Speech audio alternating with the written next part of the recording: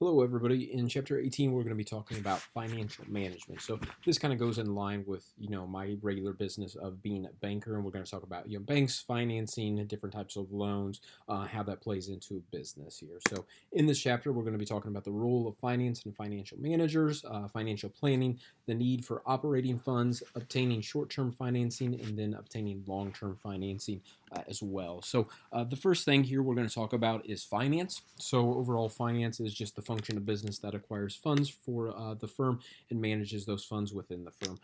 Finance activities include preparing budgets, doing cash flow analysis, planning for expenditures. So last chapter we talked about accounting. Accounting and finance go hand in hand.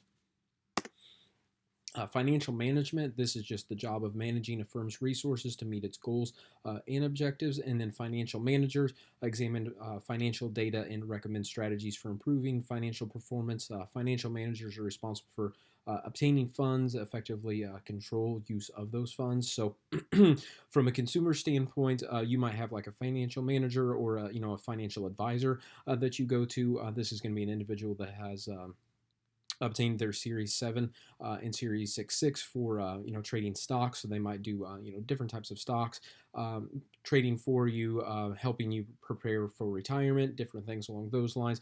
From a uh, like a corporate standpoint, financial managers are going to be working for the corporation, and they're going to help the organization be in the best case scenario for long-term goals, and just making sure that everything doing with their finances, is in line. So we've talked about a couple of these terms in the past here. So, these are the people who's in finance. So you've got the CFO, which is your chief financial officer. You've got a CFP, which is certified financial planner. That goes along the lines of a financial advisor as well. Most financial advisors will be a CFP. You've got a CFA, which is a chartered financial analyst. This is going to be more likely somebody who's working for a corporation, working on their finances. And then you also have a comptroller, which is going to be the chief accounting officer. Signs you need a CFO. I highly would recommend every company have a CFO, but these are just a couple of the signs that might help you come to that decision. So the first here is going to be you do not have any information on key items like cash flow, working capital, or forecasts. No one is carefully watching and analyzing your expenses. You are not aware of regulatory changes that could affect your business. You're able to generate financial or unable to generate financial reports, then shareholders are frustrated with the lack of a CFO. So any big corporation or organization is going to have a CFO. A CFO is generally somebody who went up through accounting, so they probably have multiple degrees in accounting. They're probably a CPA and have multiple financial certifications, long-standing background in finance. So that's always going to be a good person to have as a CFO. More than likely, you're never going to have somebody who goes to school for psychology and practices in psychology for 20 years and then they become a CFO. So like I said, it typically is somebody who has a long track record of being in finance. So some of the things that financial managers do, we've talked about this in the past as well with auditing, managing taxes, kind of the same role that an accountant plays. Along with that, they do advising top management on financial matters, collect funds. So as far as like credit management, so if they're reaching out to banks or other financial institutions to obtain funds for big projects. Controlling funds, so just making sure kind of their cash flows are looking pretty good, obtaining funds, budgeting, and then also planning with the funds. So these are some of the worries for financial managers. So consumer demand for the firm's products, credit market and interest rates. So right now we are in a rising rate environment where each kind of quarter, the Fed is kind of looking at the rates and kind of seeing, do we need to raise them? Do we need to stabilize them? So that's something that financial managers are constantly looking at. Cyber threats. You don't want to get hacked and have your funds gone, or be put into like offshore accounts by accident. And then we have financial regulations from the government, depending on if there's any sort of new government acts that are installed. Volatility of the dollar, just making sure that the dollar is strong. If you're working in foreign markets, just making sure those markets are doing well as well. And then you've got foreign competition, kind of the same thing, looking at those foreign markets and seeing what the competition is out there. If somebody over in China is creating the same product as you, where are their price points at? Are they selling it under you? Are you still under them? That kind of thing. And then you've got environmental regulations. So just making sure that the way you're producing your products or your services, just make sure that they're within the regulations that um, environmentalists are setting. So the value of understanding finance. So the most common reasons a firm fails financially is just undercapitalization, so just not having enough funds for the firm, poor control over cash flow. So is there more money going out than coming in, and then inadequate expense control, which is kind of the same thing. Where how are you spending your funds? Are you spending them on a lot of products or services that you don't need? You will find, especially in this day and age where we do have a lot of technology, where a lot of firms and organizations are spending tons of money on technology, and they're getting the leading technology that is out there. But with the leading technology that's out there comes a very big price tag, and unless you have somebody who knows exactly how to use that technology, maybe you're not getting your best bang for your buck on it, or maybe you're just kind of a startup who invested a lot of money in that technology. So just a couple of things that you can watch for, especially in startups, and how they're spending their money. So most businesses have predictable day-to-day needs, like the need to buy supplies, pay for fuel and utilities, and pay employees. Financial management is the function that helps ensure firms have the funds they need when they need them. What would happen to the company providing the work in this photo if it couldn't buy fuel for its trucks? So this is a cement company. They're reliant on getting to the consumer's home, or a big project every day with these cement trucks. They're constantly going back and forth depending on how many yards of cement that they might need for these projects. So having fuel is very important for these trucks, because if they don't have fuel, then they can't go back and forth to get the job done on that. So, I mean, I would say, fuel would probably be one of the best resources for this company. So you got to make sure that you have the cash in line to be able to pay for this fuel, and then that way you're able to do business. So what is financial management? So the finance functions are particularly critical to small and medium-sized businesses. I would kind of argue that financial management is, critical for all businesses. It's essential that financial managers stay abreast of changes of opportunities in finance, such as changes in tax law. We talked about that last chapter with accounting. You always want to have a good grasp on kind of the changes in taxes. Always have a good accountant or a financial manager who's understanding those changes in the taxes, and then that way, if your firm is going to be, affected by those, then you can make the decisions that you need to. So for financial planning, this involves analyzing short-term and long-term money flows to and from the company. 3 steps of financial planning. So forecasting the firm's short-term and long-term financial needs. Are you going to need a lot of money short-term for some projects coming up? Long-term in the next 5 to 10 years, do you have some projects coming up? How are you going to be able to get the funds for that? Developing budgets to meet those needs. Kind of what are your day-to-day budgets? What are your monthly budgets? And then what are your longer-term budgets for some of those projects and everything that you're going to be doing in the next couple of years. Establishing financial controls to see if the company is achieving its goals. So, goal setting is always a very important part of any organization because it's a really good way to measure how an organization is doing. So, when you put in financial controls along that with, as far as budgeting, you want to make sure you're meeting those goals, but you're doing it within a budget. So a short-term forecast, this is just predicting revenues, costs, and expenses for a period of 1 year or less. So this is more along the lines of kind of what are you doing on a daily basis or on a monthly basis. Cash flow forecast, this predicts the cash flows and outflows in the future periods, usually months or quarters. And then long-term forecast, this predicts revenues, costs, and expenses for a period longer than 1 year and sometimes as long as 5 or 10 years. So these are going to be more strategic kind of planning as to what you're going to be doing, in the long term.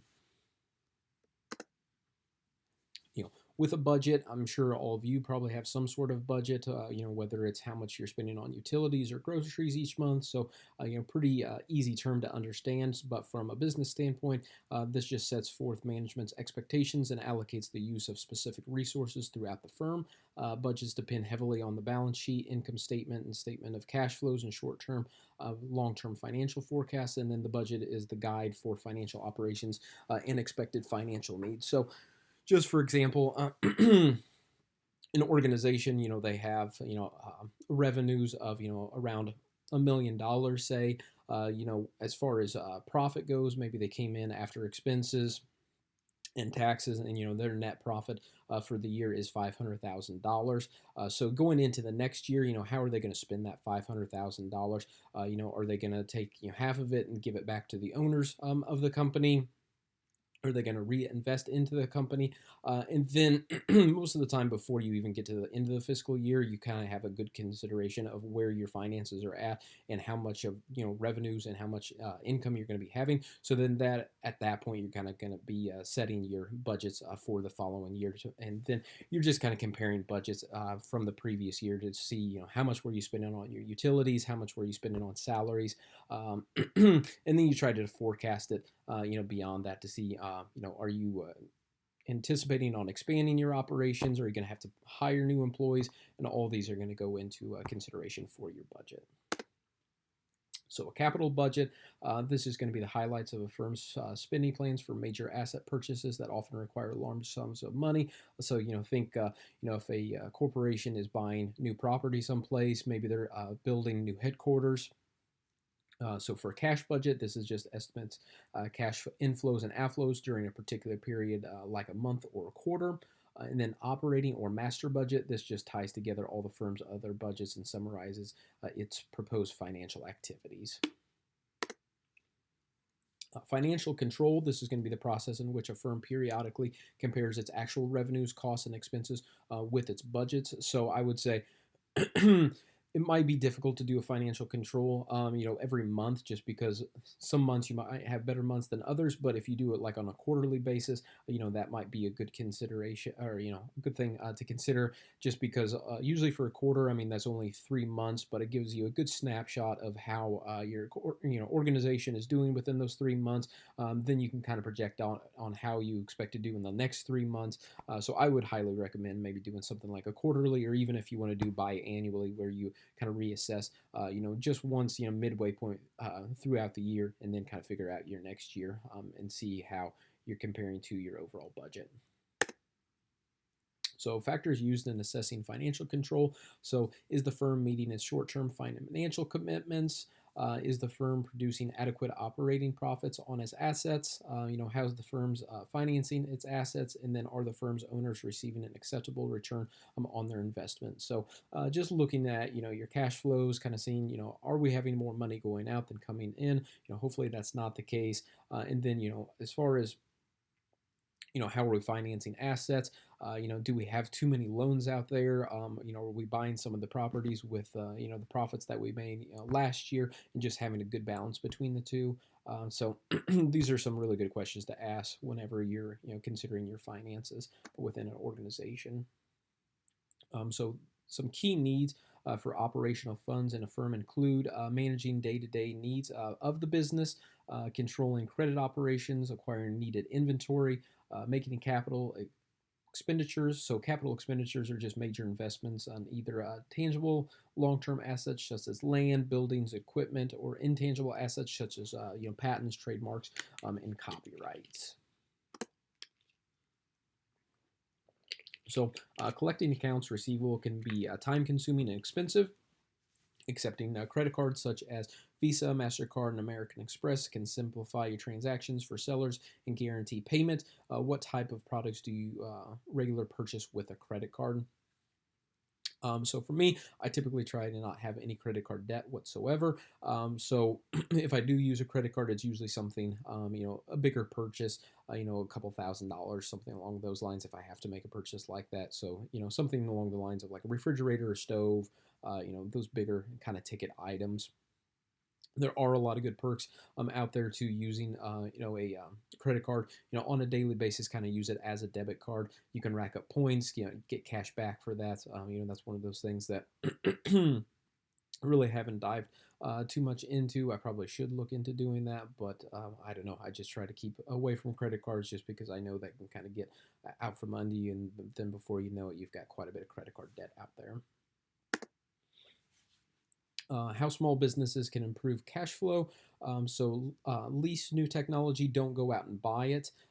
Be more aggressive in collecting accounts receivable. So if you are working, with an organization, maybe you're doing a project for them, just making sure that you're getting kind of the money, either part of it up front or, once an account is closed, making sure that you're getting that account getting those funds, right away after the project has been completed. Offer customers discounts for paying early, kind of goes along the same lines.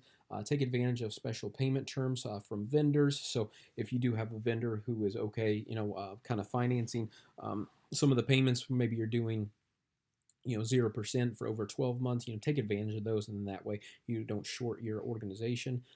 Don't be afraid to raise prices, especially to keep up with the times.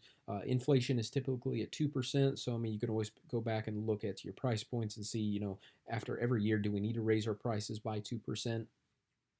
And also look around your landscape to also see what your competitors are doing, and then use credit cards discriminately. So debt financing, these are going to be funds raised through various forms of borrowing that must be repaid. Equity financing, this is money raised from within the firm, from operations or through the sale of ownership in the firm, such as stock or venture capital. So, debt financing, just think of that of, going to a bank, obtaining a loan for your organization. Equity financing, if it is a publicly traded company, or even if it is a private company, what you could do is, in order to do that equity financing, you could sell and get a new partner involved with a company. Now that's going to be less profit for the individual, but you've got that partnership out there that is new funds coming in that can help out your organization. So short-term financing, these are funds needed for a year or less, and then long-term financing, funds needed for more than a year. So why firms need funds? So short-term funds, these are going to be, your monthly expenses, unanticipated emergencies, cash flow problems, expansion of current inventory, and then temporary promotional programs. And then long-term funds, just new product development, replacement of capital equipment, mergers and acquisitions, expansion into new markets, and then also new facilities. So for trade credit, this is just the practice of buying goods and services now and paying for them later. So think, a credit card, that would be a good example of trade credit. Businesses often get terms such as, 2/10 net 30 when receiving trade credit. Promissory note, this is just an agreement with a promise to pay a supplier a specific sum of money, at a definite time. Sometimes organizations will work out deals with, say, like banks, for example, to where maybe they're just paying interest each month on their loans. That way they're not having to making, very large payments. And then at the end of the year, they do have to make, a payment towards the principal, and then it just has to meet like a certain requirement. So one thing you can never have too much for is cash. Financial managers must take certain there is enough cash available to meet daily financial needs and still have funds to invest in the future. What does it mean when we say cash has time value? So whenever you're looking at an organization and trying to figure out, what are your short-term goals, what are your long-term goals, you want to make sure that you have cash on hand for those short-term goals, but you also want to have cash on hand for those long-term goals as well. And then you also want to be creating value into your firm as well. If you're just solely based on credit of the firm or organization, or you're operating at a loss for a few years, that's not going to do anybody any good. So think about those long-term kind of goals, but you also want to be setting some money aside to go into either a bank or another financial institution to help build up the overall value of the organization. So family and friends. So many firms obtain short-term financings from friends and family. We've kind of talked about that in the past. I probably wouldn't recommend going to friends and family just because that can create difficult situations. So if asking from a family or friend, it's important both parties agree to specific loan terms, put the agreement in writing, and then arrange for a repayment the same way they could for a bank loan. So like I said, I highly wouldn't recommend going with friends or family to do any sort of financing, just because I've seen time and time again it just ends with nasty relationships between the two, just because when money gets involved, then it's just not a good deal. Commercial banks, so these banks are generally preferred to lend short-term money to larger established businesses, and then during difficult economic times, bank loans can virtually disappear. Department stores and other large retailers make extensive use of commercial banks and other lenders to borrow the funds they need to buy merchandise and stock their shelves. How do stores benefit from using this type of financing? So, department stores and really any type of organization will usually have some sort of credit line, either at a bank or financial institutions such as like a credit union. And with these credit lines, they can use it for buying merchandise, or developing a new product, different things like that. And then that can greatly benefit just because maybe last year you didn't have as great of a year for your department store in this situation, and then next year you're expecting to have a good year. Well, maybe last year with it being a bad year, you didn't have as many profits. Which if you don't have as many profits, you don't have that much money to spend on new products to stock your shelves with. So what you can do is you can rely on that credit line, go out, buy a bunch of stock for your shelves, and then hopefully the next year you do have a better year. You can pay off that credit line and then also create a better profit for your organization.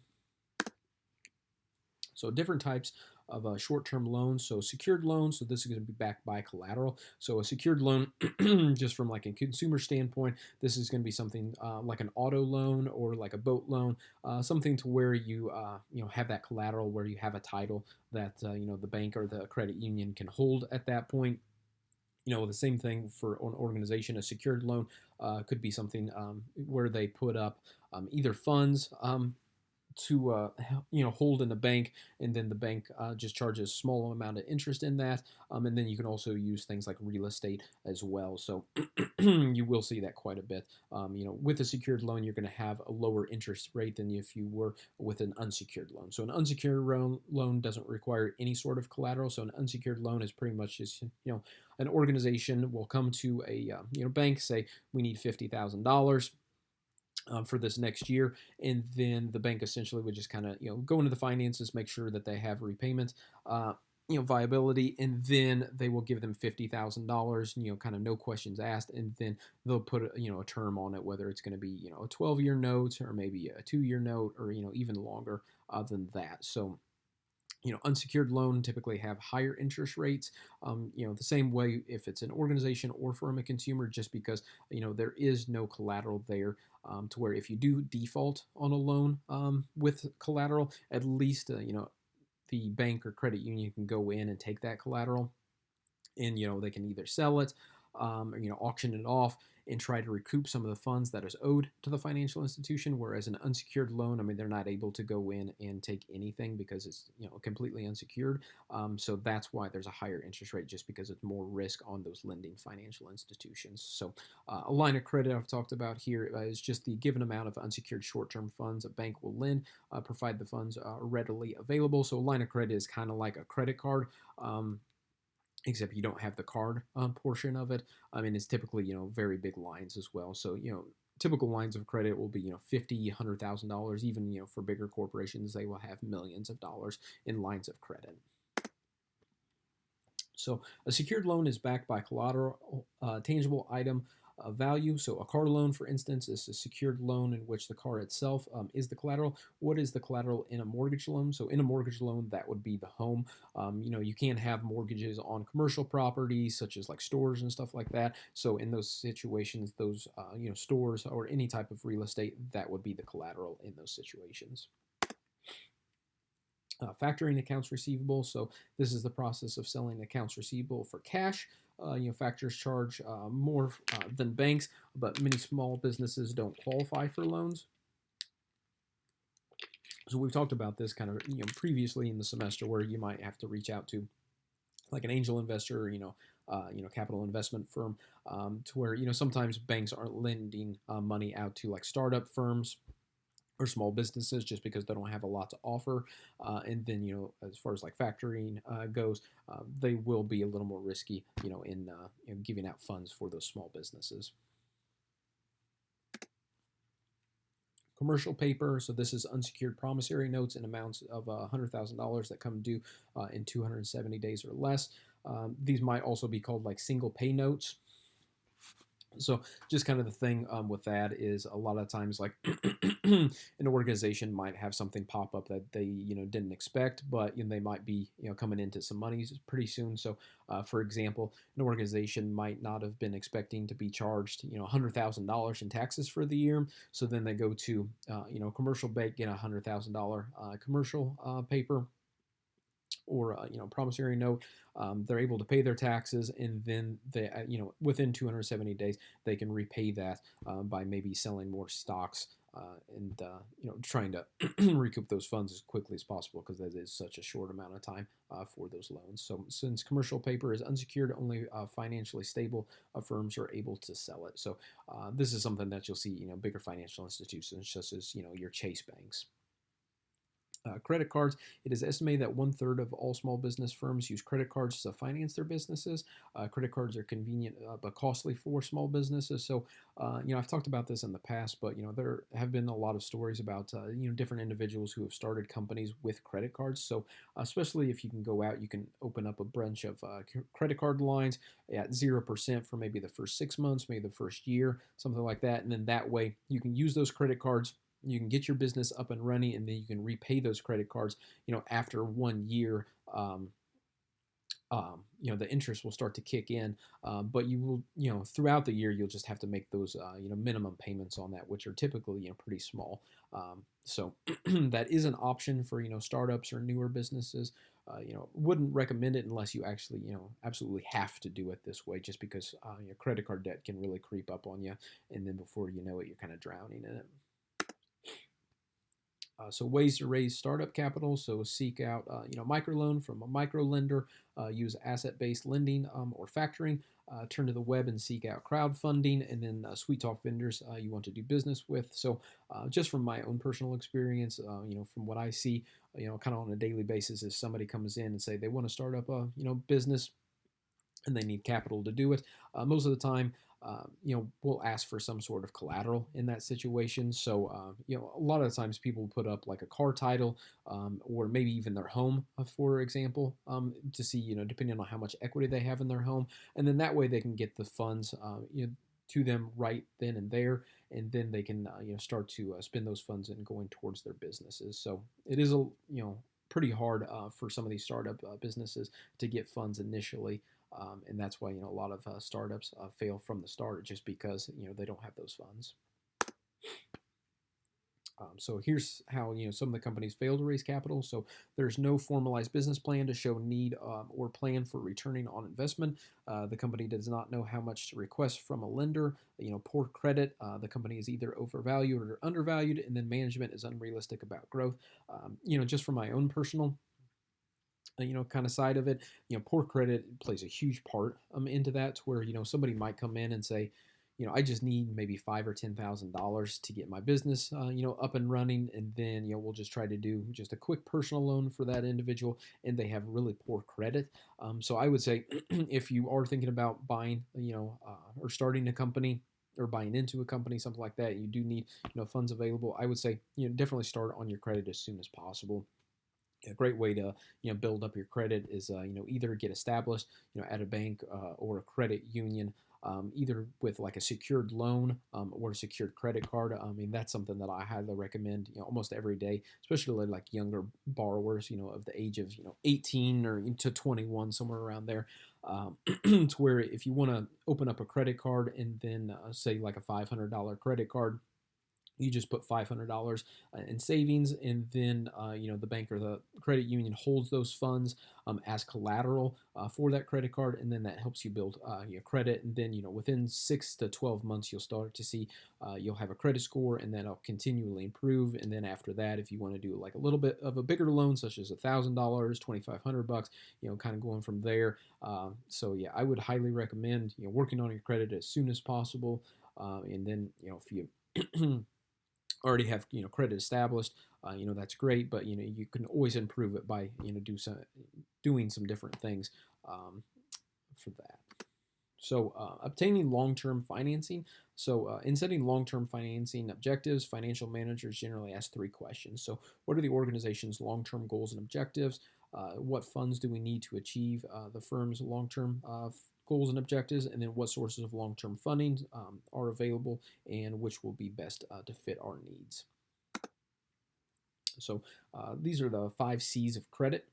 So the character of a borrower, the borrower's capacity to repay the loan, the capital being invested in the business by the borrower, the conditions of the economy and the firm's industry, and then the collateral the borrower has available to secure the loan. So, as far as the character of the borrower, and if you're going someplace, ask for funds, you want to make sure that you're very polite. You don't want to be obnoxious and just, kind of a bad person and get off to, tough spot. And then, the borrower's capacity to repay the loan. How are you going to be repaying this loan? Do you currently have a job to repay it? Are you going to be repaying it with the funds coming into the business? Especially for like a startup, it is really difficult to repay those loans, especially if you're quitting your job just to work on this startup. So, if you don't have that capacity to do it, it might be difficult to go through, a bank or other financial institution to do it. The capital being invested in the business by the borrower. Typically, if you're going in, especially if you're getting something like a mortgage or anything that's like a secured type of loan, most financial institutions will want to see 20, maybe even 30% down towards the loan, just to make sure that you have some stake kind of in the game. The conditions of the economy and the firm's industry. If you're getting into a kind of a risky industry, banks or other financial institutions might not be willing to lend out on that. The economy, that also plays a very big role, depending on how much risk the bank is wanting to take in, and then just the collateral the borrower has available to secure the loan. So if you have some sort of real estate available, if you have like an automobile available. So all of these play a major factor into any loan decision, whether it is a commercial loan or a consumer loan. Let's continue on with long-term financing. So debt financing by a borrower from lending institutions. So long-term financing loans generally come due within 3 to 7 years, but may extend 15 or 20 years. So term loan agreements, so a promissory note that requires the borrower to repay the loan in specific installments.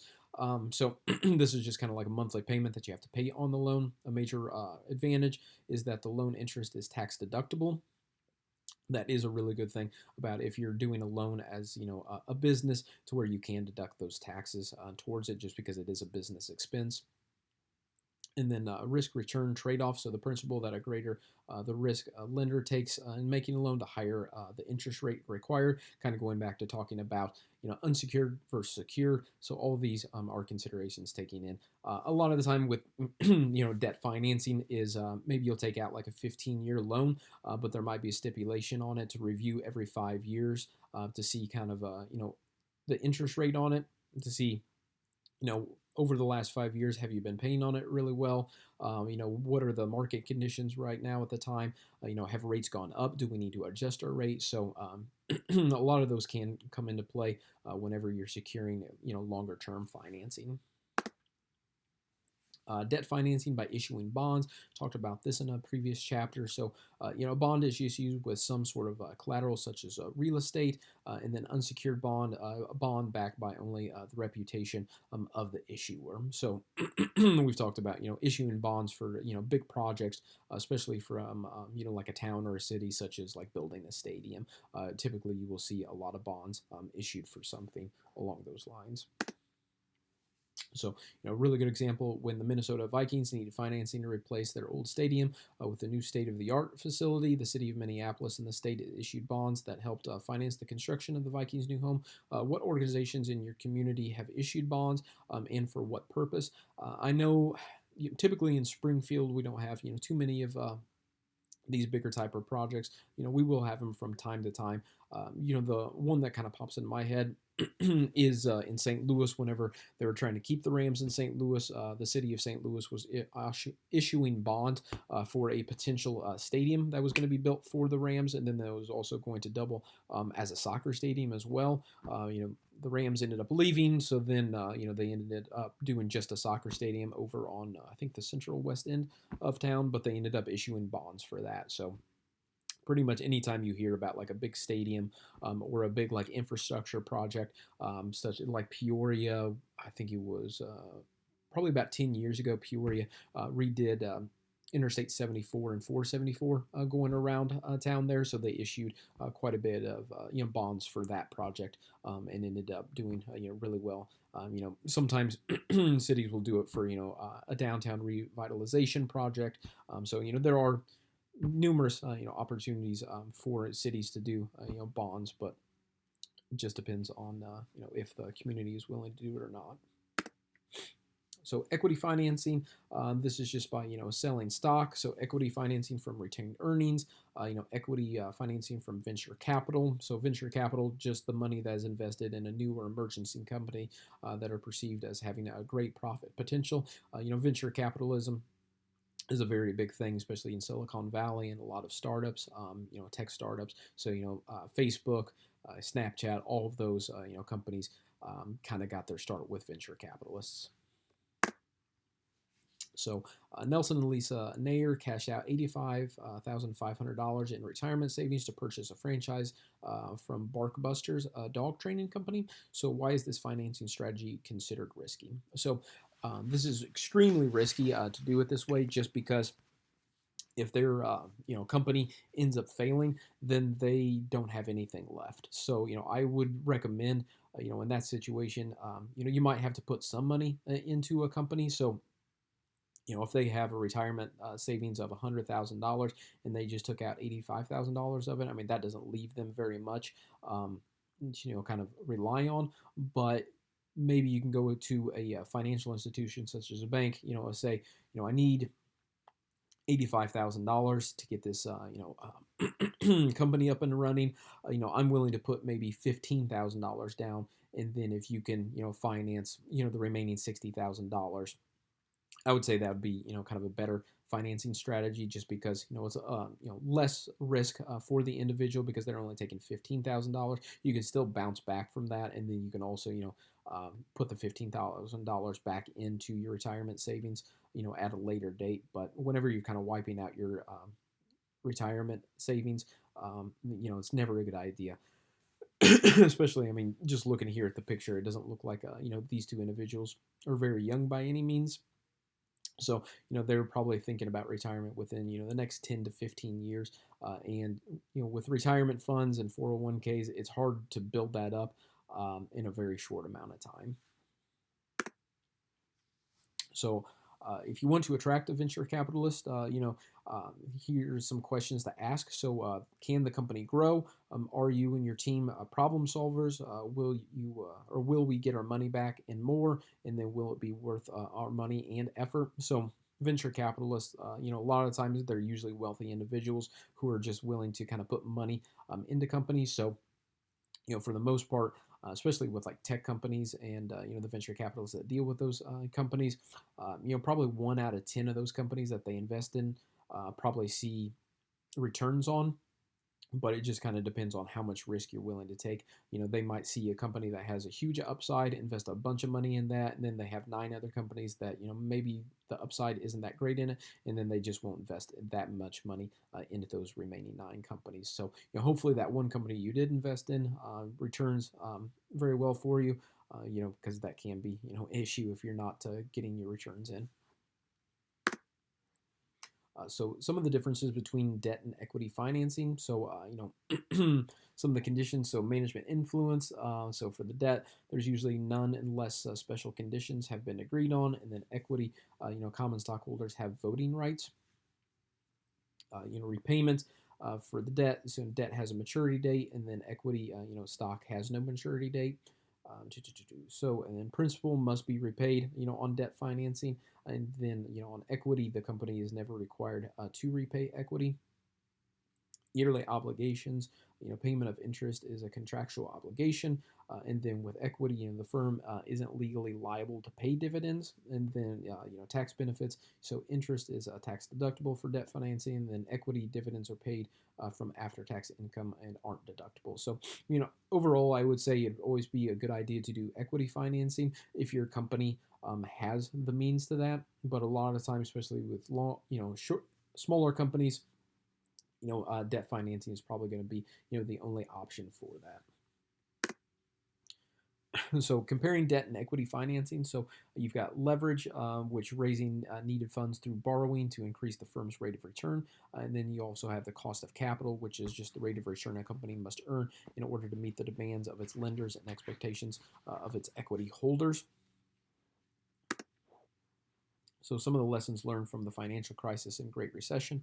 So the recent financial crisis was the worst fall since the Great Depression, led to the passage of sweeping financial regulatory reform, and then government is increasing involvement and intervention. So, one of the big things that came out of the financial crisis is a lot of these lenders were lending money out to businesses and individuals who probably didn't have that great credit scores and you weren't very credit worthy, and just because they were looking for new markets to kind of go into, and then after the financial crisis, a lot of the regulatory reform went into that with different requirements that lenders have to see a consumer or a business meet before they're able to lend out to it. So I mean, looking at different things like how much debt do they have, are they able to provide any sort of equity into a situation. So all of these were factors that played into the Great Recession, and then a lot of the acts that kind of combat some of the things that went wrong. We currently have, and now they're starting to roll back some of the acts. So it's just kind of a roller coaster, all the time, to where we might do well for a while, start to have another issue, and then we roll out more acts for it, and then we just go back to kind of what we were doing. So that's all I have for chapter 18. We will see you next time in chapter 19.